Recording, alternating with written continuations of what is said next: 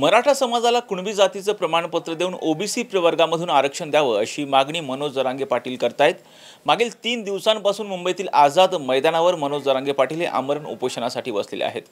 हैदराबाद गॅझेटची अंमलबजावणी करावी अशी मागणी सुद्धा मनोज जरांगे पाटील करतात। परंतु हे हैदराबाद गॅझेट नक्की नेमकं काय आहे हे जाणून घेण्यासाठी माझ्यासोबत कायदेतज्ञ ॲडव्होकेट मिलिंद पवार सर आहेत। सर, पाहतोय की मनोज जरांगे पाटील मागील 3 दिवसांपासून मुंबईतील आझाद मैदानावरती आमरण उपोषण करतायत आणि त्यांची मागणी आहे की हैदराबाद गॅझेटची अंमलबजावणी करावी। नेमकं हे हैदराबाद गॅझेट आहे काय? आता याच्यामध्ये असं आहे की मुळात गॅझेट म्हणजे सरकारी राजपत्र। हैदराबाद गॅझेटियर म्हणजे जिल्ह्याचं विवरणपत्र त्याला म्हणता येईल।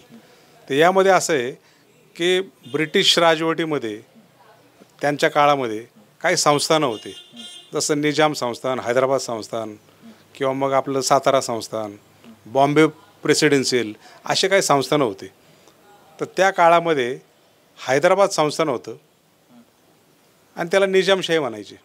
तर हैदराबादच्या त्या संस्थानामध्ये आंध्र प्रदेश, तेलंगणा हे सगळे आत्ताचे काही राज्य आहेत, हा सगळा मिळून एक निजामांच्या राजवटीखाली सगळं चालायचं।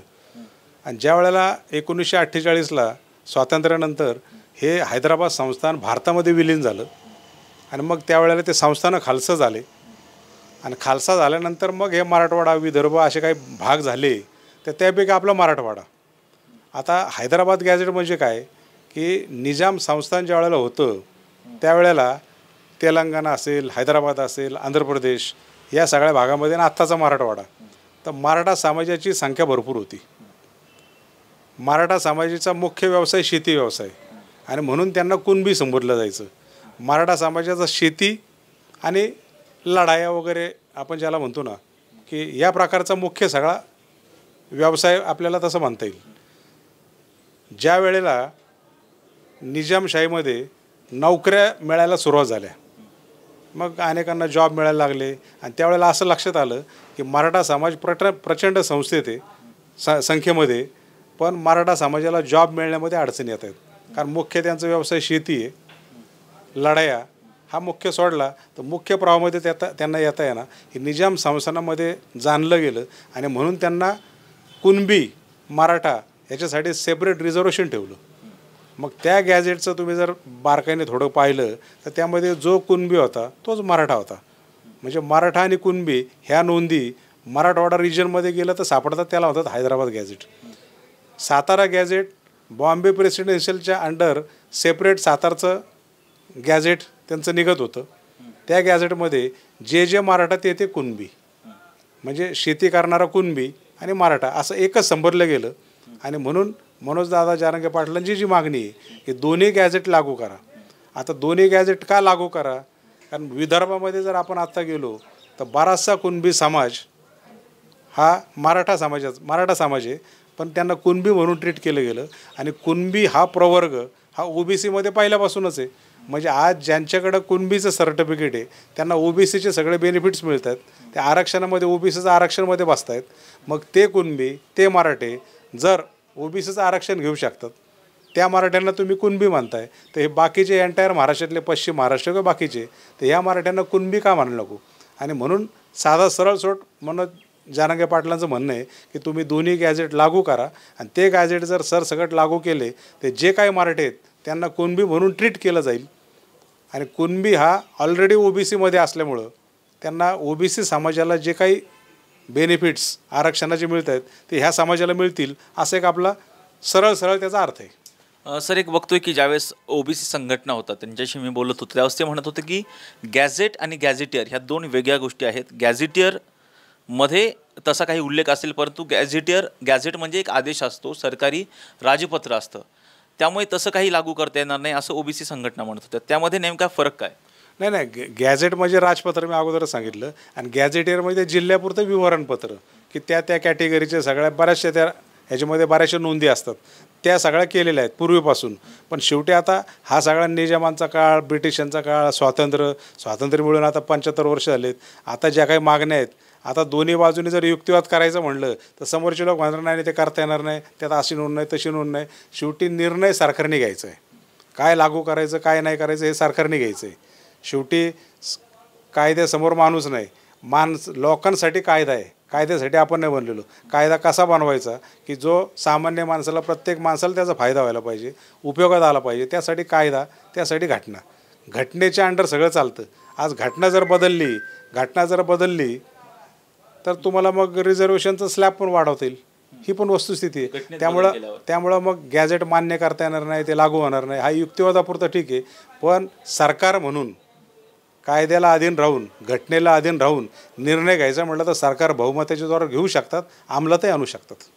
सर हे जे हैदराबाद गॅझेट आहे त्याची जर तत्वतः आता सांगण्यात आलेलं आहे की काल संदीप शिंदे समिती बरोबर मनोज जरांगे पाटील बोलत होते, त्यावेळेस संदीप शिंदे समितीच्या वतीनं असं सांगण्यात आलं की मी तत्वतः मान्यता दिलेली आहे.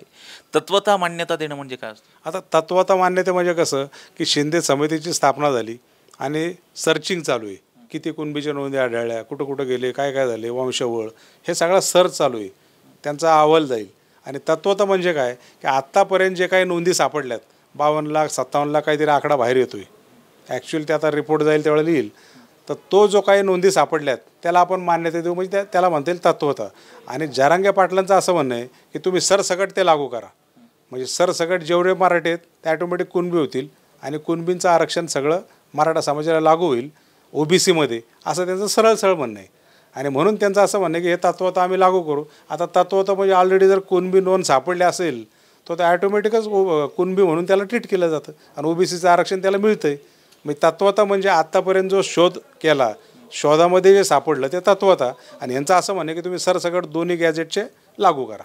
सर जर पाहिलं तर जसं आता तुम्ही सांगत होतात की हैदराबाद गॅझेटमध्ये मराठा समाजाला आरक्षण होतं कुणबी म्हणून, परंतु ते पाहिलं तर हैदराबाद हे जे संस्थान होतं त्याच्यामध्ये मराठवाड्याचा भाग, मनोज जरांगे पाटील यांची सुरुवातीलाच मागणी होती की मराठवाड्यामधले जे मराठे आहेत ते मुळामध्ये कुणबी आहेत, त्यामुळे त्यांना OBC प्रवर्गामधून आरक्षण देण्यात यावं. आता हे हैदराबाद गॅझेट म्हणजे मराठवाड्यातला काही भाग आला. हेच हैदराबाद गॅझेट संपूर्ण महाराष्ट्रासाठी अंमलात आणता येऊ शकतं का? कारण जर पाहिलं तर निजामाच्या राजवटीमध्ये जसं मराठा समाजाला आरक्षण आहे ते फक्त मराठवाड्या संस्थानाच्या पुरती, म्हणजे मराठवाडा विभागापुरतं मर्यादित होतं, ते पूर्ण महाराष्ट्रामध्ये लागू करता येऊ शकतं का? आता विषय कसा आहे की हैदराबादचं गॅझेट, निजामशाही गेली, संस्थान खालसा झाले, हैदराबादचं गॅझेट आलं. हैदराबादच्या गॅझेटप्रमाणे जे काही नोंदी होत्या, जे काही समजा जाती संदर्भात किंवा बाकीच्या सगळ्या भौगोलिक परिस्थिती, बऱ्याच गोष्टी असतात.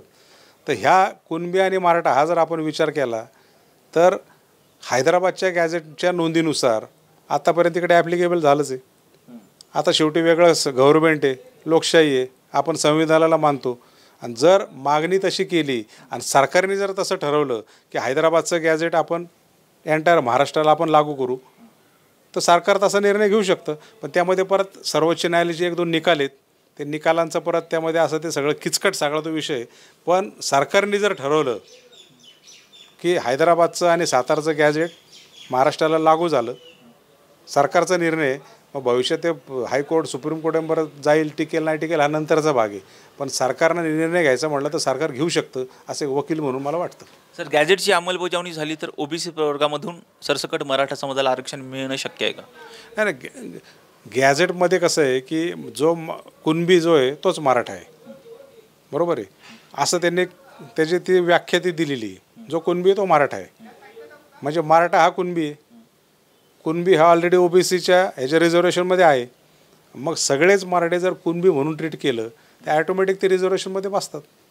म्हणजे OBCला जे आत्ता काही रिझर्वेशन आहे त्या कॅटेगरीमध्ये मराठा समाज बसू शकतो ॲज पर त्या कुणबीच्या नोंदीनुसार.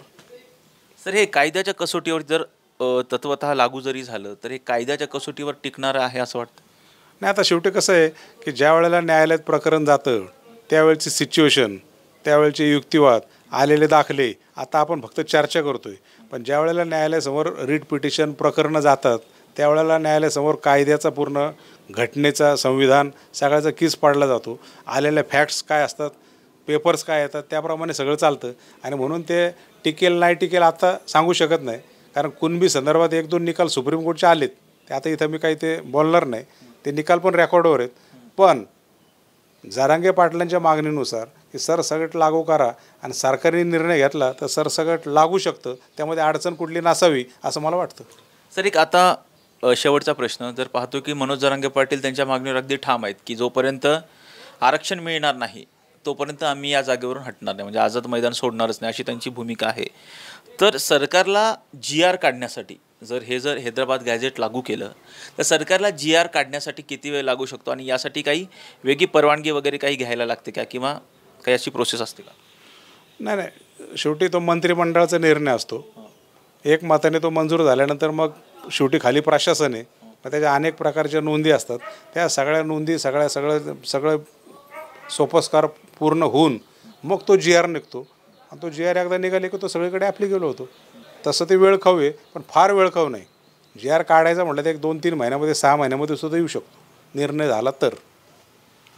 हे होते ॲडव्होकेट मिलिंद पवार. जर पाहतोय की मनोज जरांगे पाटील यांची जी मागणी आहे ती मागणी अशी आहे की जे हैदराबाद गॅझेट आहे त्या हैदराबाद गॅझेटमध्ये ज्यावेळेस हैदराबाद संस्थान होतं निजामाचं त्यावेळेस मराठवाड्यातला जो भाग होता तो निजामांच्या अधीन होता आणि त्यामुळे त्या ठिकाणी असणारा मराठा समाज जो आहे तो मुळामध्ये कुणबी म्हणूनच निजाम संस्थानामध्ये ट्रीट केला जायचा आणि त्याच पद्धतीनं त्यांना आरक्षणसुद्धा होतं.